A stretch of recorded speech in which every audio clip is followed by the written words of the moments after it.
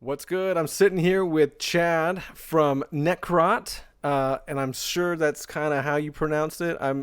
We just talked about that right off camera, but so how do you really pronounce the band's name, Necrot? Because I've seen it, like I just told you, spelt like in different ways, like certain letters are silent. So it's always been in the back of my head the last couple of months, like how do you pronounce this name? Yeah, I mean, you if you can read it, you can basically say it. It's just Necrot or Necrot. Um, I don't know. I mean, it's sometimes people try to make things harder than they need to be, but it's a pretty simple name. Yeah, make it a little cooler than it, well, not cooler than it actually is, but make it a little more in. You got to be in with the band and know exactly how it's pronounced. But granted, a lot of death metal type bands do have some kind of like weird pronunciation of their band name, especially ones that can be confused with like overseas bands. So I would that's why it was so confusing to me, and when I first started seeing it pop up all the time. No, yeah, no, it's all good. I mean, I've heard some of the craziest pronunciations of the band's name before, and I'm just like, where do you even get that from? But I mean, like I said, it's pretty simple. People like to church it up or make it harder than it needs to be a lot of the time. So That's cool. that's it. Yeah. Is the band's name Necrot like a play on the, like, a rotting neck, or is it stand for something else? No, I mean it's basically necrosis and rot put together. So Necrot. And for I mean those, Luca came up with the name. I didn't come up with it. So but I feel like that's the correct answer. If right? these interviews I've been doing, you know. Do you get that one Right. a lot? I'm sure you get that question quite a bit in general. I mean not really, but it's cool. It's Well, usually, it's like you just think of it. It's like where does each word derive from, or what is the root of each word, and you just put it together. But it's cool. it is cool. The other thing that's pretty cool is you guys just recently had you guys have been around for like almost 10 years, right?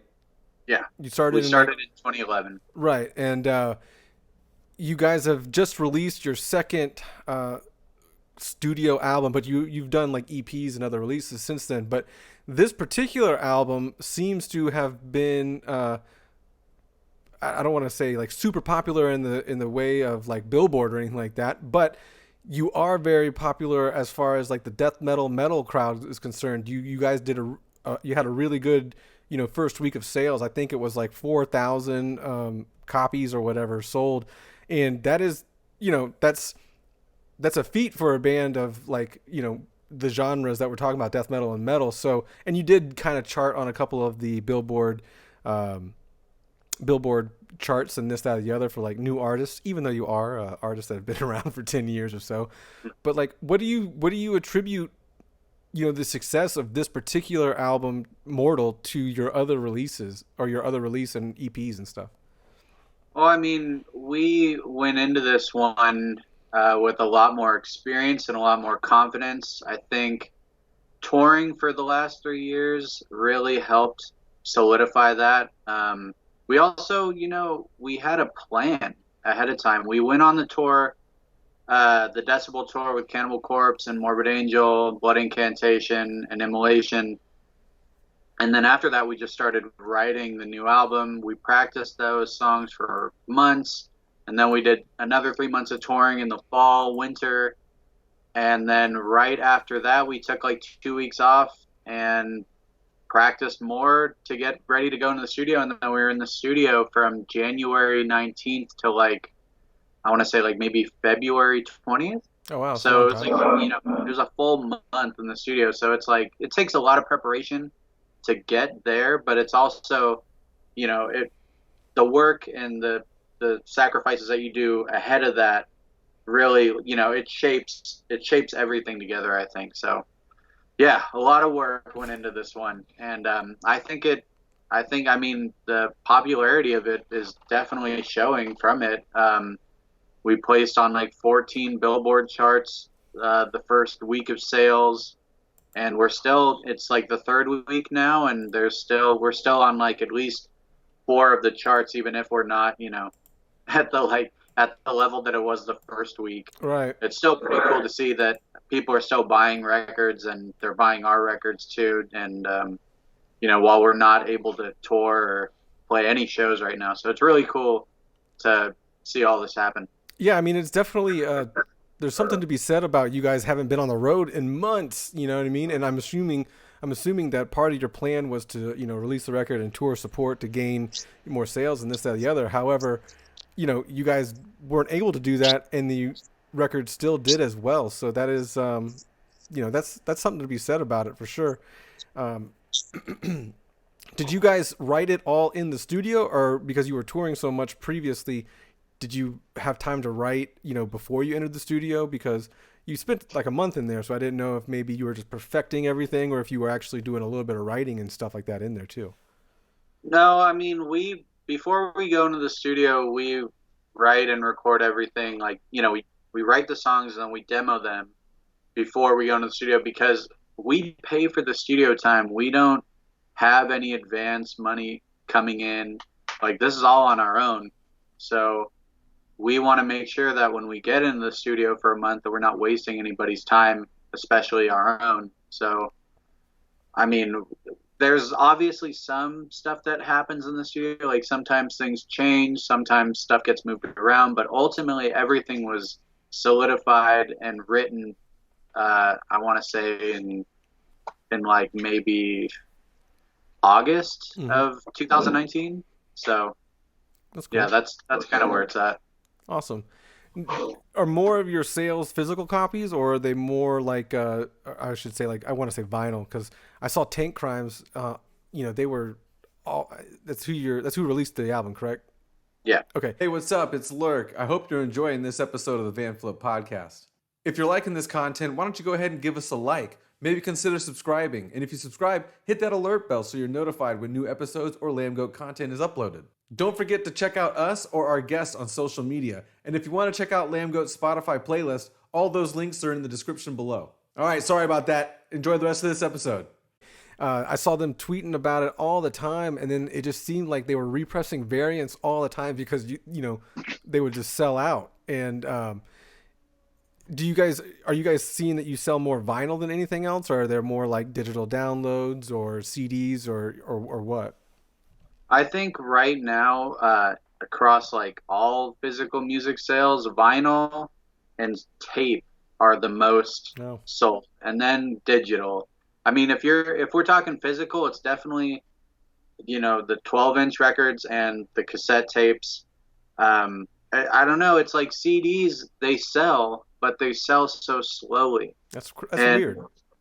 And I think people, they only want to buy CDs at a certain price. Once it passed like the $10 threshold, people are not interested in buying a new CD unless it's like an import CD that you have to get from this distributor, and that's like the only way they'll do it. But yeah, I think people are still buying physically, but it's the formats that were termed dead up until just like maybe a few years ago, and now it's crazy because like vinyl records are outselling CDs for the first time since maybe like the 90s or something. Yeah. So that's pretty crazy. I mean, I think we're about to release the third press of this record, but I mean the pressing numbers for the first two were like, I think it combined to somewhere like maybe it's like 5,000 or so. How many variants were there in that? Because I want to say I saw like they were posting about like all the variants just being sold out all the time. So it seemed like there were way more pressings than you just mentioned. I mean, the thing is, it's like he does, Scotty who runs Tank Crimes, he pressed, I feel like for the first press he did like 10 different variants. And then for the second press, maybe it was like 3 to 5.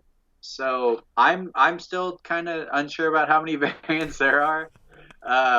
But there are a lot, and the reason why he just kept doing them is because they just kept selling. Yeah, so, I mean, why not?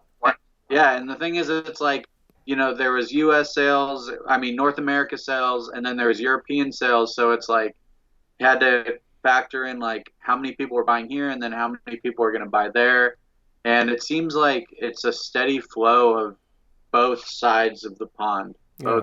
Both the U.S. and Europe and rest of the world are still actively buying the record, so that's cool. Yeah, and I can totally agree with you about the $10 mark on CDs. I collect vinyl myself, but I only recently started collecting CDs. I don't, because I've talked about on here before, but streaming music is obviously mastered in a different way than like, the audio that you would get on a physical copy. It's a little more compressed because it has to stream, and they don't want to spend exorbitant amount of money and uh, bandwidth costs. But they also, it's for like they make it so it's for your headphones, like it's EQ'd and mastered for your headphones and all that stuff. So when I started listening to CDs randomly again, like a year ago, I was like, man, in lieu of sounding like one of those old guys, like, oh, well, vinyl sounds better than CD, CD sounds like way better than like streaming. So I started buying CDs again. But again, they're all like $2 to $4 now, like old CDs that I'd already previously owned 20 years ago or something like that. But new CDs, the price has not come down on those at all. And so it does kind of factor into like, do I get the vinyl? The one I recently bought was the Deftones pre-order for Ohm. Mm-hmm. I bought the vinyl, but I'm like, oh man, do I want to buy the $14 CD too? But it is what it is. And it's weird that you guys sold so many tapes too. And it's weird to see that come back because you got to really search out for a tape player these days. Yeah, I mean, if you go to any like record store, they usually sell used tape decks or receivers, as old turntables. So I mean, if you like really want a tape player, you can find it. But yeah, it's crazy how fast the resurgence for tape format has, like, I don't know. It's just crazy how fast it came back all of a sudden, because everyone, for the last, I feel like, almost 30 years has just been primarily buying CDs, and now it's like vinyl tape. It's like, man, are they going to bring back 8-tracks soon? Yeah, like, right.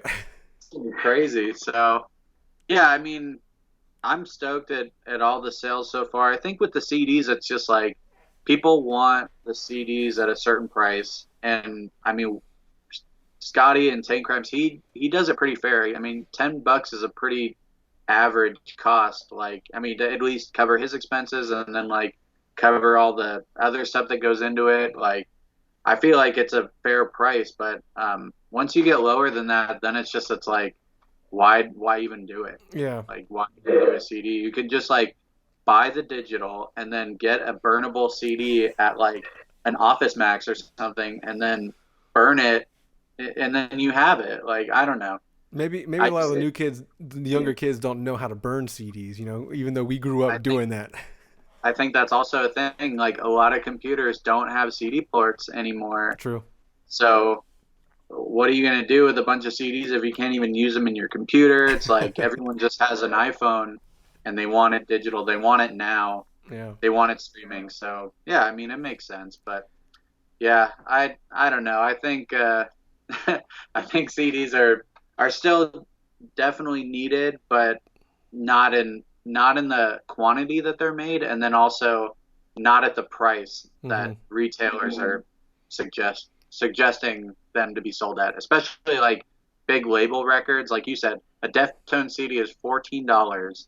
Back in 2000, when they were probably like huge as fuck. I mean, they're still a big band. Right. Don't get me wrong, but like when they were huge, they were probably getting like 18 to $20. Yeah. For a CD, which is fucking crazy.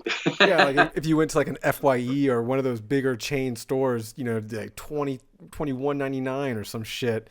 And yeah, it's crazy that I would even buy that back then if you really think about it. But I never saw the tape thing coming back because it never seemed easy to listen to. You know what I mean? Like, and I didn't think the quality of the tape was really that good. I mean, I can't even really remember. I haven't listened to a tape like in decades. So, I remember recording a bunch of like mixtape stuff off the radio, off CDs, and then like listening to them in my Walkman. But again, that could probably have been because my headphones at the time were garbage too. So I would like to revisit, listening to tapes, but I'm not trying to fall victim into buying a third type of physical copy of, an album that I like. So Right. it's like how much crap can I store and hoard, you know what I mean? So I totally agree because I'm having similar problems at my house with, my tape collection, my record collection, and my CD collection. It's just, you want to get all your favorite albums, but do you really need all three formats or doubles yeah. of these records? And variants. That's the other thing that about vinyl is there's so many different variants or whatever, and it's kind of like, like when you look at your record, there are people that bought multiple different variants. You know what I mean? So they have the same record, but like four different times of all the variants. So as Yeah. as a collector, that is definitely cool. But again, it's just like, damn, where do you stop? Where do you draw the line? I don't know, and I mean, I'm glad that people are buying all the variants, but it's also, I feel like it's a thing that people think like, oh, well, in 15 years, this is gonna be like $300 on Discogs or eBay. I'm gonna make it big with all these variants that I bought for fucking $20. And it's just like, that's cool, whatever, but like, I don't know. I feel like one or two copies, if you like, a double is like if it's really, really good. Yeah. One copy is enough. Like I don't have the room for triple, quadruple copies of the same album. I'll just, I'll hook it up with a friend or something, or just try to sell it. But Yeah. yeah, I don't think it's necessary. I definitely am one of those guys that thinks that I'll buy an album mainly because the only albums I really do buy are within the genres of like, metal and hardcore for the most part. Um, I don't really buy any other vinyls outside of that. I do for CDs and stuff, but I do look at it kind of like an investment too, because the reason why I also like started buying older CDs is because they're going to be limited at some point because people threw those things out like, coasters and shit. So like, and going forward, like you said, CDs are probably going to be, printed in a limited quantity by bands. And so they will also just become more limited right away. But, I do look at it as somewhat of an investment. Like I joke around and I tell my friends like, well, my kid's going to have a badass record collection and it's going to be worth X amount of dollars because, I get to interact with all these smaller bands that aren't as huge as like the Deftones or whatever kind of band you want to name. But, and sometimes I'm lucky enough to get the band to sign it. So like, it's cool that I do have a little niche collection that is, worth something. But like, I got a bunch of Glassjaw limited edition stuff, and to me as a Glassjaw fan, I find that very cool. But like, to the regular person, they're probably like, I'm not paying $400 for that EP or some shit, So You'd be surprised. I mean, there's people out there that are willing to just buy the first pressing and spend as much as money as they can because it's their favorite band or it's because of it's super limited. Like I don't know, I see it all the time, especially with like other friends' bands. It's like once a variant sells out, there's always somebody who flips it for like double or triple, and it's just like, why do you even do that? Like they're just gonna repress the same record and it's going to be a different variant, not the first press, but it's like you can still own it. And yeah, I don't know. I've been guilty of that too sometimes, but yeah, I definitely don't do it as often as I used to. What do you know off the top of your head what the most valuable record in your collection would be? Yeah, Coven's Witchcraft Destroys Minds and Reaps Souls. I got the triple gatefold first press Mercury edition, and that was like that's probably the most money I've ever spent on a record. And yeah, but it was totally worth it because like that's like it's such a like innovative record for the time because not a lot of bands were toying around with black magic rituals and Satan shit back in the like I think it was like the mid to late 60s when that album came out. Wow, yeah. I might be mistaken, but like I heard it for the first time like maybe 15 years ago, and ever since I've been like, oh, that's such a great record. So it was cool to get that one. And then I think the second one after that might be I got a copy of Bloodfire Death from Bathory, and that one was pretty expensive, but It's worth it. Like I said, I mean, I'm stoked to have it because Yeah. I mean, it's like one of my favorite records. So Yeah, I don't want to keep bringing up the fucking Deftones, but because their album came out, I recently was like, man, I really want the box set because they came out with a limited box set that's only like 1,000, and I found, on Discogs there's one for like $540, and then on eBay there's one for $999, and so I was talking to a buddy of mine on about the Discogs when I was like, it's like $77 an album. They got like 7 albums in there.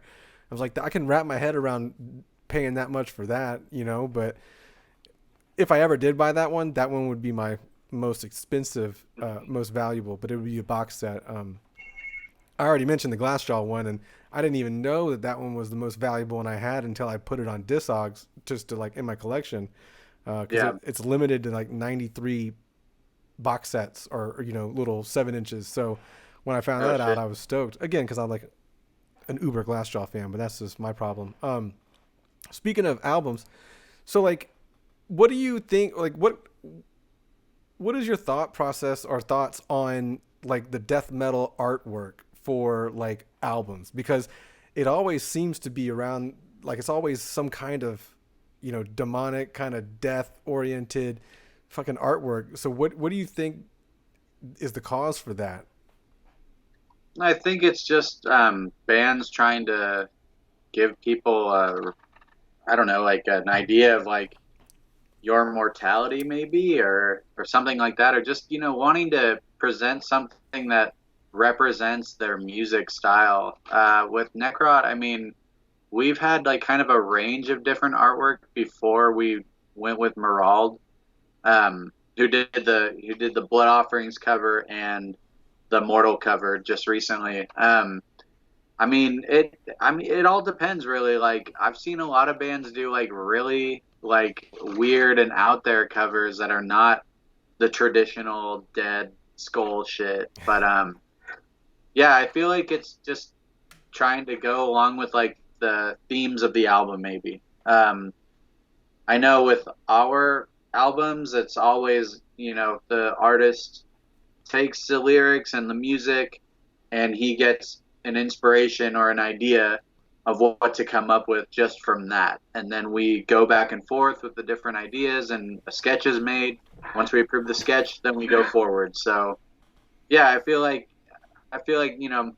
it varies by band. Yeah, I mean, and putting a visual representation of maybe what the music sounds like on the cover would be key. So I can grasp my head around that. Mhm.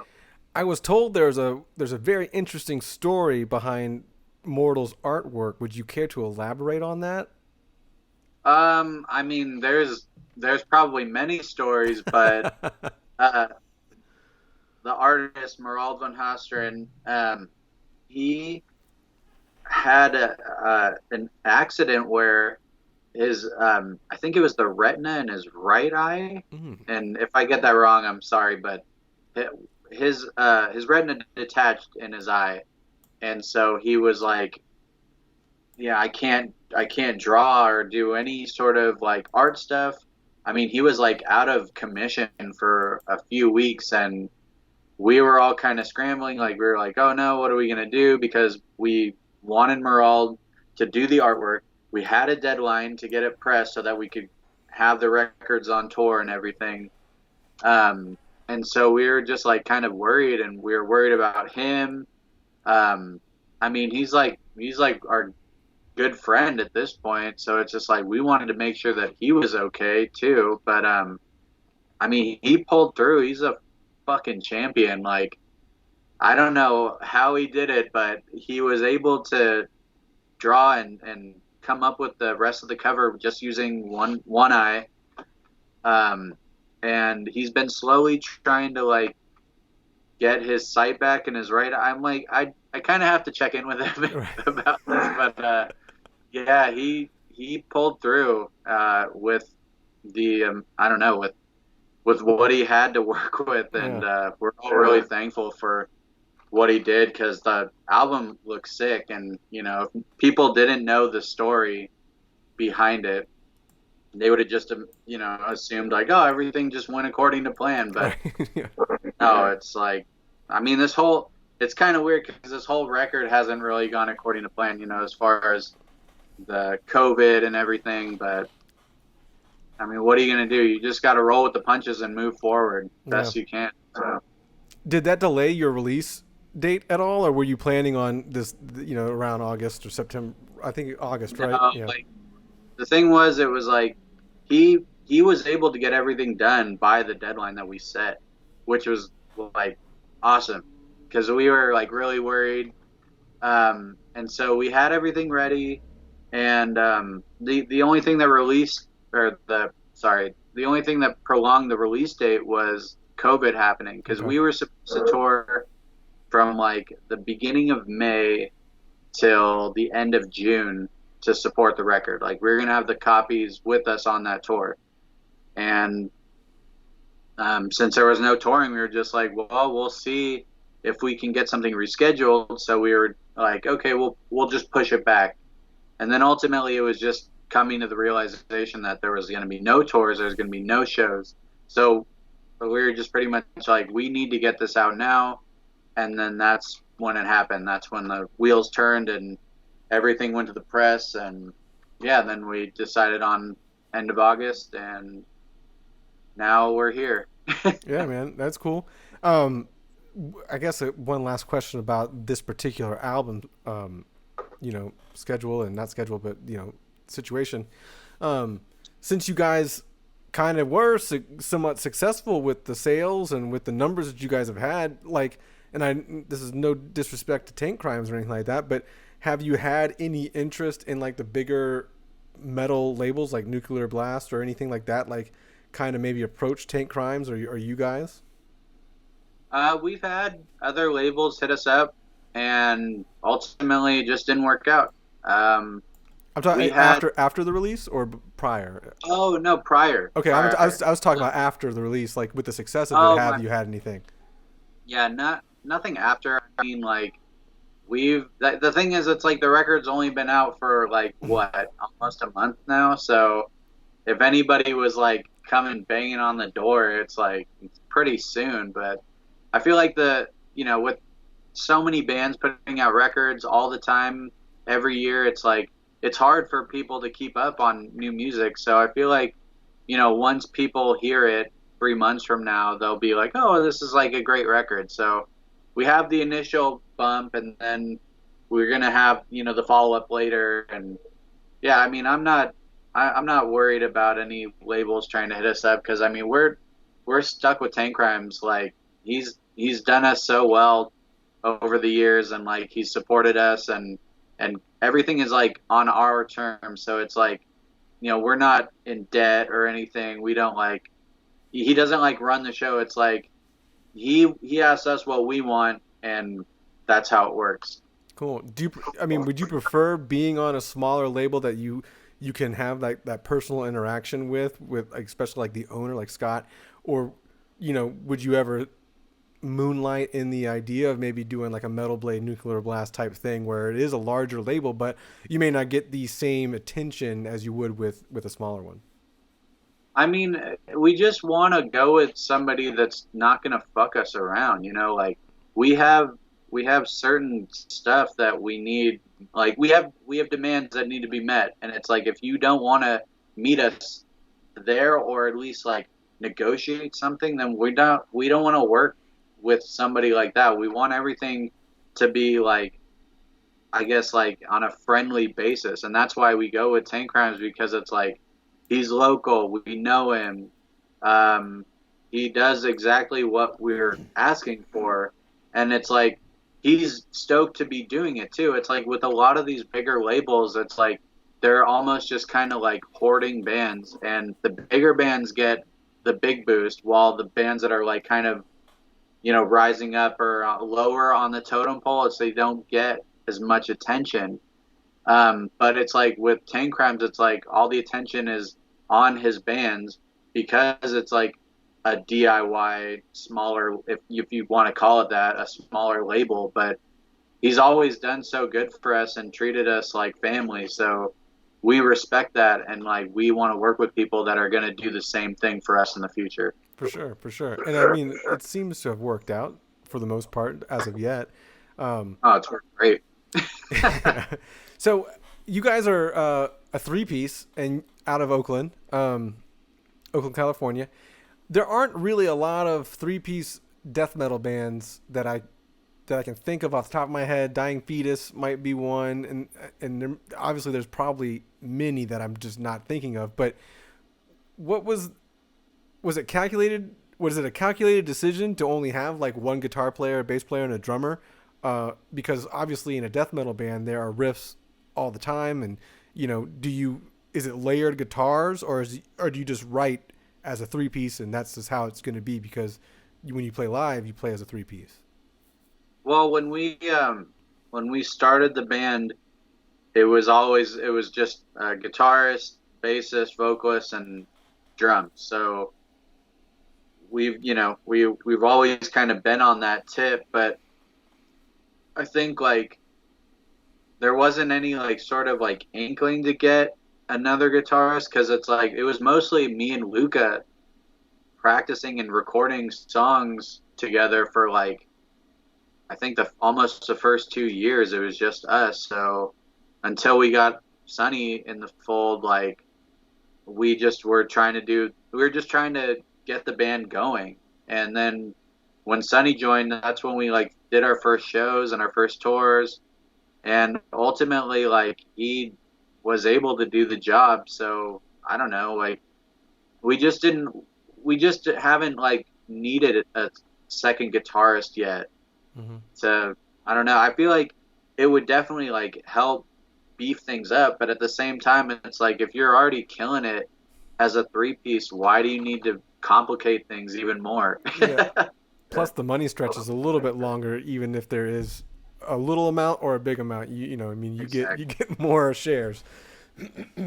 How is the Oakland? I'm on the East Coast, so I would be clueless as to how the music scene out is in Oakland. But how is the Oakland's music scene? Is it like is it prominent death metal? Because I mean, I live about 3 hours away from like Morris Sound Studios, where I mean all the death metal bands early on in the 80s and 90s went and recorded. So, Florida is a kind of a hotbed for that kind of thing, but is like, Northern California, the Oakland area, is that kind of like, a big place for death metal?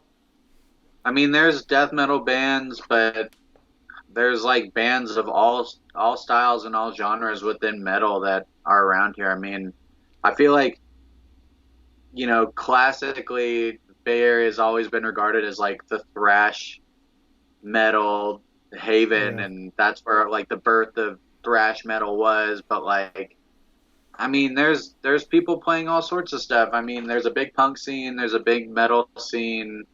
You kind of like, when you play shows, you interact with folks from all over. So you're, usually playing shows with these bands, or playing at the same venues, or just like running into them. So I feel like it's not like really death metal.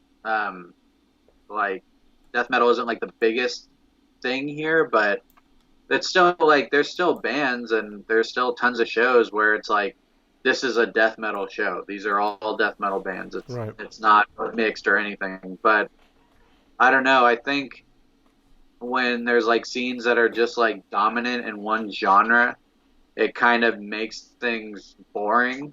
And it's cool when you get to play with other bands that aren't in the same style, because it like brings people from all over the area to the show. And I mean, we've done a bunch of shows like that, and like the places are sold out and people are hearing new music and they're hanging out. So I don't know. I like that feeling more.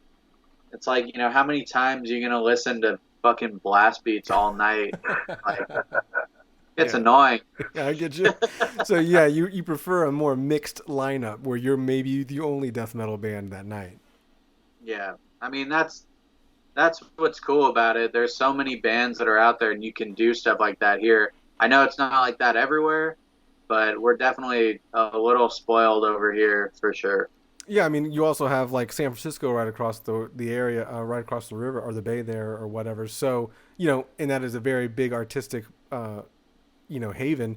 And I think Connie from See Your Space Cowboy has spent some time in the Oakland area too. I think her girlfriend may live up there or something like that. We talked about it on the podcast a year ago, but she was very she praised the Oakland scene a lot too. So it was I just wanted to get your input on that. But speaking of the Oakland scene in general, there's a couple bands that are also from that area.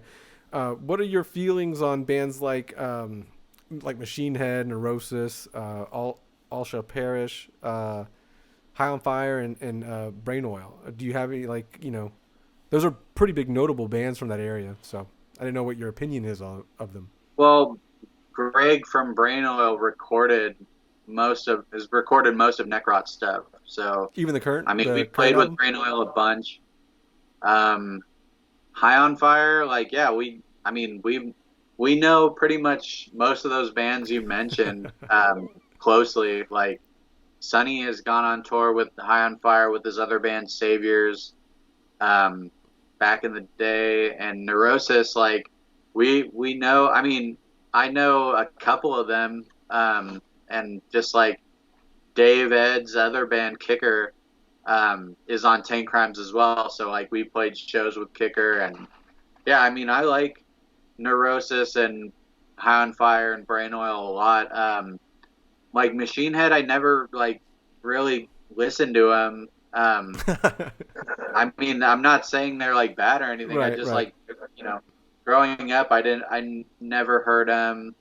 All Shall Perish, I didn't really either. I think um, those were just like bands that were kind of like because I was like a little kid when those bands are like Yeah. really popular, so I'm not gonna know them all, but I know that all the bands that you mentioned are huge and they have been very popular at one point or another, Right. or are still killing it. I mean, Neurosis is huge. Yeah, for sure. I Same mean, with Vanflip. you see them catch praise all over. So yeah, they're very well known, especially even outside the death metal community. So out of those bands, though, I think All Shall Perish is the only one I really kind of maybe listen to currently today. Every now and then there's a couple songs that I jam.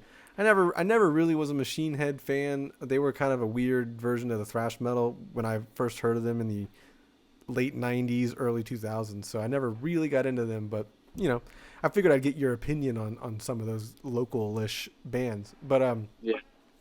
you talked about earlier how you guys went on tour with, like, Cannibal Corpse, and you've been on tour with, like, Suffocation and Morbid Angel and stuff. Which of those three bands, or any other bigger band that you may have gone on tour with, which of those bands is the biggest influence for Necrot? Damn. And I know you've I been mean, posting. I know somebody has been posting a lot on your Facebook about, like, your influences for the record. So I just was curious as to, like, what bigger bands. well, it seems like across the board, Death is like the biggest influence on all of us. And then I would say like Morbid Angel, Cannibal Corpse for sure.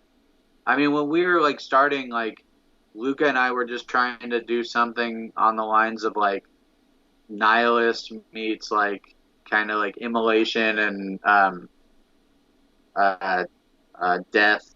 I mean, we were just trying to like because those are like the bands that we grew up listening to, and those are the bands that we liked the most. So yeah, I guess I'd say like those bands were huge influences. I mean, it was kind of like a wild card today. Sunny posted that Purple Rain was a huge influence on his uh, his riff making I was going. I for was going the to ask that. That was my yeah. follow up.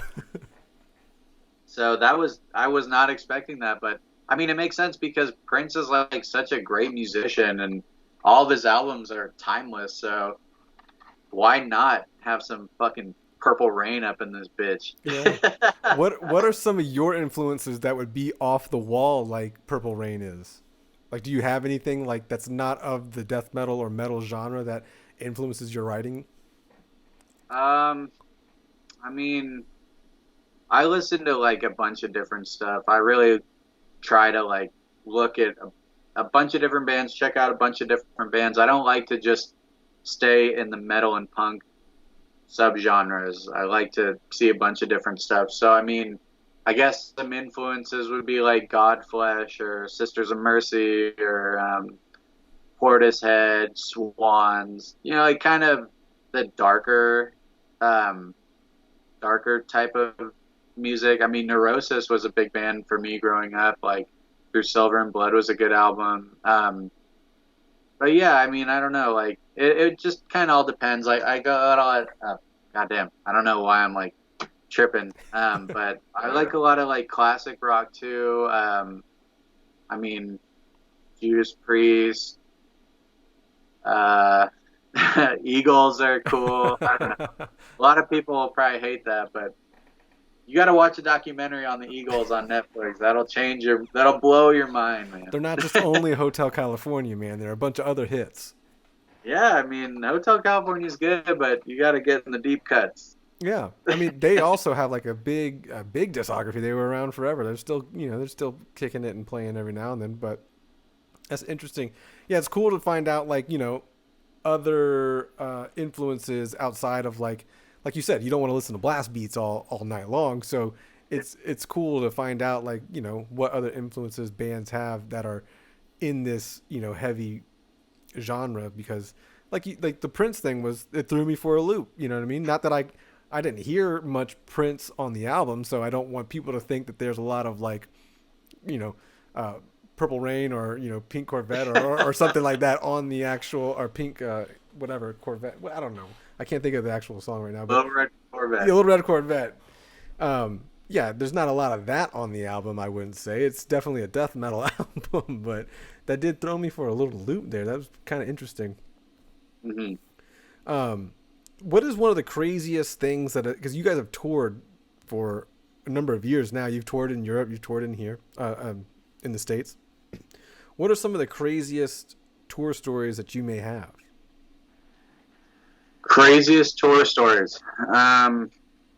Or is it just like three dudes in a van and nothing really exactly exciting happens? Just a lot of driving. I mean, the crazy stuff that happens is usually like on the way to the show or after the show. There's usually never stuff that happens like in the show if you're lucky. I mean, I've like on the last tour I was getting in fights with people because they were like hardcore dancing into our merch and like destroying our stuff. So that was cool. But I mean, I don't know, like crazy stories. Like, okay, so the Decibel tour, we played a show in Eureka the night before we were supposed to play Portland, and it was like really cold and really bad weather. There was rain and snow, and we were driving for, I mean, like after the show, we just packed up and hit the road. But like we're carrying a trailer, so it's like we're moving really slow across California and into Oregon. But we had to get turned around a couple times because of mudslides.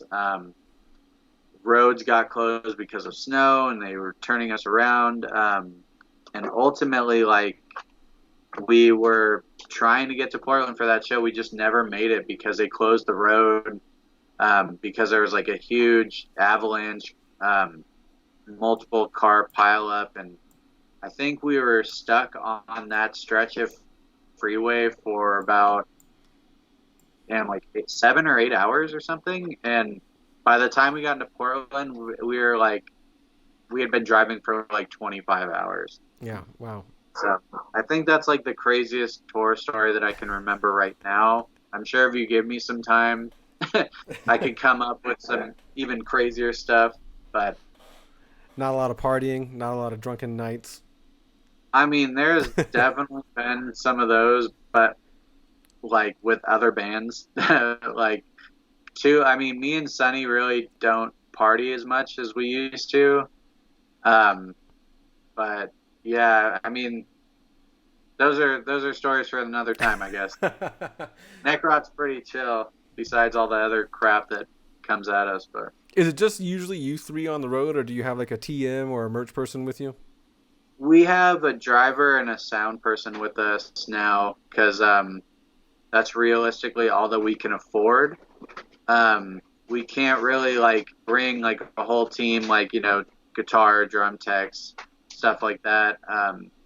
But yeah, it's usually like 5 people in the van at once, and I mean, it's better to keep it kind of tight knit like that. Uh, Oh boy, he's froze.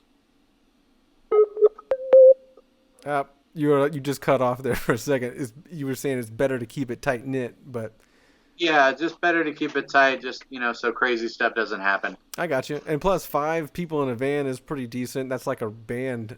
Like I wouldn't want to say normal band, but it's like a band. The amount of people that are normally in a band, and any more than that kind of gets a little cramped. But if you guys were 3 dudes in a band, that also is very spacious at that point. So I just curious as to how you guys feel when you're on the road, because obviously 25 hours driving can be a fucking pain.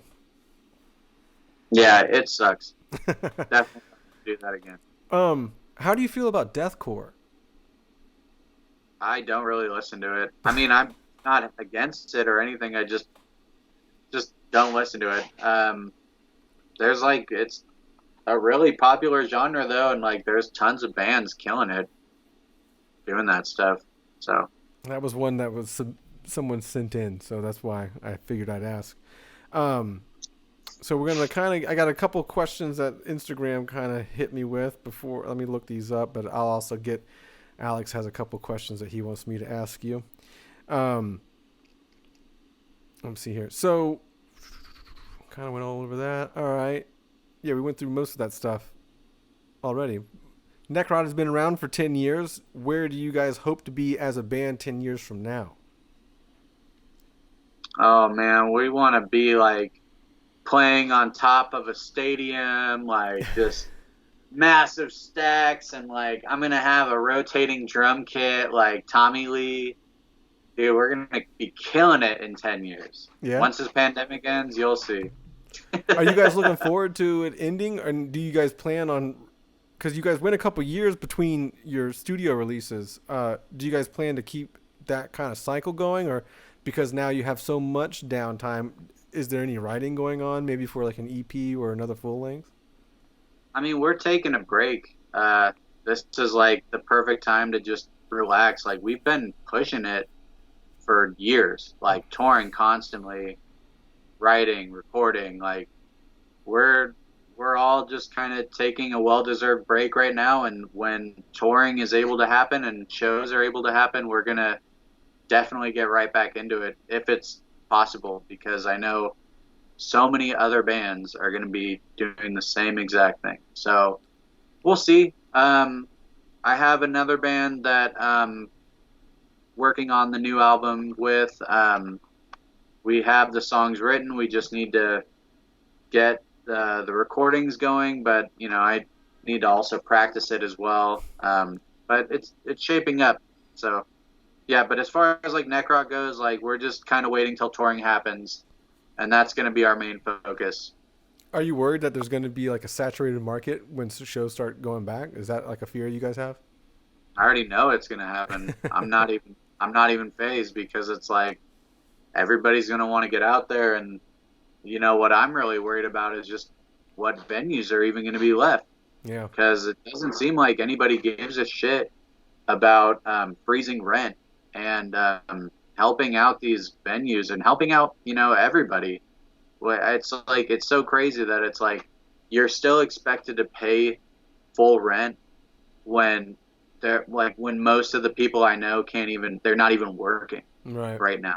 Yeah. And it's like, there's like, oh yeah, you can like pay 25% of it now, but then like in March you need to pay 75%. It's like, who's going to be able to do that? Yeah. Like, nobody's coming to anybody's rescue, and it's like really frustrating. So yeah, I mean, we'll see how it goes, but I'm not really holding my breath for anything positive, unfortunately. Well, speaking of shows coming back and tours coming back, at some point, you guys have already kind of toured with a bunch of big name bands within your genre. What are some like bands that you would like to go hit the road with again? or not again, but like hit the road with? Like it can be again if you want to go back out with one of the bands.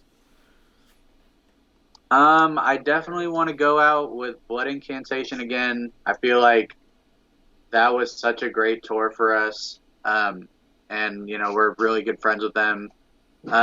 Faceless Burial, I definitely go on tour with them again in Australia. That was such a crazy time. Um, No crazy stories though, right? I mean that would take like a whole hour. Talk about crazy Australia, man. It was We'll have so to get fun. you back on there then. Um, who else? Man, trying to think. I definitely want to go on tour with Fetid because we were supposed to go on tour with them in in June and in May and June. We were supposed to do a U.S. tour with them. They're also good friends of ours. Cerebral Rot would be another big pick. Evulse from Oakland, another Oakland death metal band. That'd be a sick tour to go on. And then I mean, like Suffocation would be sick. Cannibal Corpse, Morbid Angel, Immolation, Exhumed. I'm sorry, I'm drawing a blank. Just like basically like if we went on tour with bands, there's a reason why, and it's like we know them or we're friends with them. So any bands that we've been on tour with, I'd be stoked to hit the road with again. Cool. Do you have someone walking behind you periodically throughout this? Is that your dad? Yeah, it's my dad and my sister. They're walking back and forth because I'm in his office. So Gotcha. Does he is he yeah, a so there's like tape being used and phone calls. So yeah, that's just how it goes. It's fine. How does he feel about your music? Is he a fan of the death metal, or was he an How influence do you in you? feel? Well, listen, I listened to all of Mortal, and it's amazing. Sounds great. I was really impressed. All right, nice. Papa Chad is gives the seal of approval That's right. on the Mortal. No, it's not something that I really gravitated towards. I'm not a circling mosher, and but tell you, I like the music. It sounds great. Are you where he gets the Eagles influence? Is that more your style? Hey, I'm at a different generational age level, but we span back and forth, both of us. I mean, I was raised, on classic, rock music, and just anything that kind of strikes my soul, I just go with, and it's great music. Awesome. Well, that's cool. All Bring it right. back. I guess what I'll do here is kind of give you one last little question here, and then we'll let your dad get to his office duties and allow him to have the room free again. But who are some of the up and coming death metal bands that we should maybe pay attention to, whether they are in your area or you just because you listen to so much new music, you said, whether they're in your area or around the world. Okay, so I think I'm just gonna go with Evulse. It's okay. So my other band, Mortuous, is two members of that band, and then three other people that I've known for years. It's a really good friend band of ours, and I think they're definitely an up and coming band to check out. Um, I mean, as far as like other recommendations, like some of the bands that I already mentioned that we've been on tour with, those bands are sick, and always want to throw shout outs to them. Trying to think. Yeah, I mean it's kind of hard to think about it on the spot, I but get you. I get you. a lot of good friends have bands, and I try to support all of them as best I can, whenever I can. So what is it? The new Undergang album is gonna be so sick. I think it just got announced today, but that is gonna be a really good record. Another band, Malignant Altar from Texas, they're fucking badass. I saw them in February right before the pandemic happened, and they crushed Oakland for sure. So yeah, I guess I mentioned a few, but Yeah. That's all that I can think of right now. And for those who aren't familiar with your other side band, do you want to go ahead and plug that too? Yeah, so I play in Mortuous. It's kind of like a death doom band. Mortuous has been around since 2009, but the first record came out in 2018. And then I play in Vastum, which is another band that's kind of been around for similar amount of time as Mortuous. And we just released a new album last October called Orificial Purge. And that came out through 20 Bucks Spin, sorry. And I also run a label called Carbonized Records. It's mostly death metal or punk or just whatever I like. So that's what is keeping me busy Cool. these days. Well, it was definitely a great time having you on. And, this is a quick hour here that was pretty effortlessly done. So I appreciate that for being super interesting enough to carry the conversation that long. I try. Yeah, no, you're good, man. You never know how these things are going to go. So it Right. always helps. It's helpful when the guest is, they speak a lot and they're not like just waiting for the answer, waiting for the question or whatever, because whatever. But I'm glad we finally linked up because I know we were supposed to do this like a week ago or maybe even 2 weeks ago, but things happened. But yeah, man. Again, thanks for coming on, and we'll definitely have to get you back on so we can get some of those crazy Australian stories. maybe when Dad's not in the background. So Yeah, no, that's gonna be a not safe for work episode, man. It's fucking crazy. well, we I want these love to be. Australia. Yeah, we want these to be not safe for work. So we'll have to Never, we'll have man. to arrange that. Never. All right, chat. Well, thanks, man. Thanks for coming on, and we appreciate it. Yeah, well, thanks for having me. It was great to meet you, and I'm glad we were able to finally do the interview. Cool, man. Thanks. All right, talk to you later. Oh, wow. You made it through the entire episode and you're still here watching? Well, that must mean you really dig the show. We greatly appreciate it. If you haven't already, go ahead and throw us a like. Go ahead and subscribe and hit that alert bell so you never miss an episode. You seem to like these episodes so much. Why don't you check out last week's? Or you can check out the playlist, whichever one you want.